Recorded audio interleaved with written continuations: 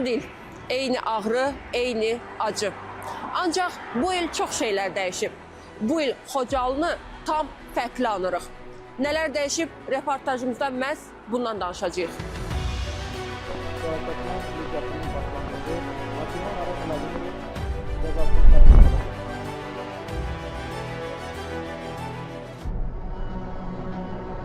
Otuz il əvvəl orada yaşadıkça başa düşdük ki, yəni ermənilər bizə yaşamağa imkan vermir. Yollar bağlandı və biz vertolyotla gedib gəlmək məcburiyyətində qalırdıq. Mənim qardaşım orada qəhrəmancasına şəhid oldu. Mən faciə baş verən 25-dən 26-dan keçən gecə qardaşım polis nəfəri idi, mən milli ordudaydım. Hadisə baş verən gecəsi demək olar ki, hiss eləyirdik. Biz bilirdik ki, bir gün, sabah, 5 günə, 3 günə ermənilər Xocalını götürəcək. Amma bu dərəcədə gözləmirdik.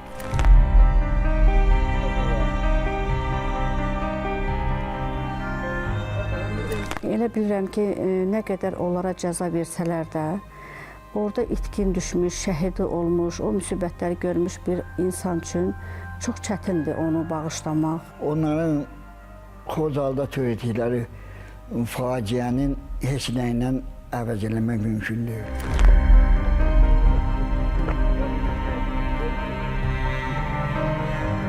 Ancaq o qisası alınmış bir formada toxtaqlıq oldu ki, qanları yerdə qalmadı. Gözümlə gördüm ki, Xocalı faciəsini törədənlərin bir qismi öz cəzalarını aldılar. Buna görə mən sevinirəm.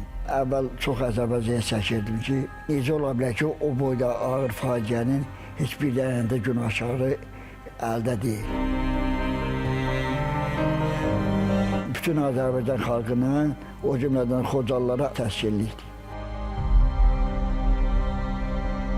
Bunu inanırsınız ki, sözlə izah eləmək mümkün deyil. Qətim nişan tədbiri hökm qanunu qüvvəyə minənədək dəyişdirilməz. 34 il 21 gün sonra təqribən cəmi 1 saata yaxın oxunan hökm qəlbimizdə olan bir boşluğu doldurdu. Bu yaralar bir gün sağalacaqmı? Bəlkə də yox. Unudacaqmı? Heç vaxt. Amma həqiqət öz təsdiqini tapdı. Əli Azərbaycanlıların qanına batanlar bu məhkəmə zalında öz cəzalarını aldılar. Bəziləri ömürlük, bəziləri illərlə azadlıqdan məhrum edildi. Bu 34 ilin göz yaşına verilən cavab idi. Reportajımın əvvəlində qeyd etdim ki, bu il Xocalını tam fərqli anırıq. Bəli, tam fərqli. Bu il qəlbimizdə kədərlə yanaşı ədalətin səsi də var. Fidan Mahmudova, Vahab İmanzadə, Fəzail Kamalov, ASTV Xəbər.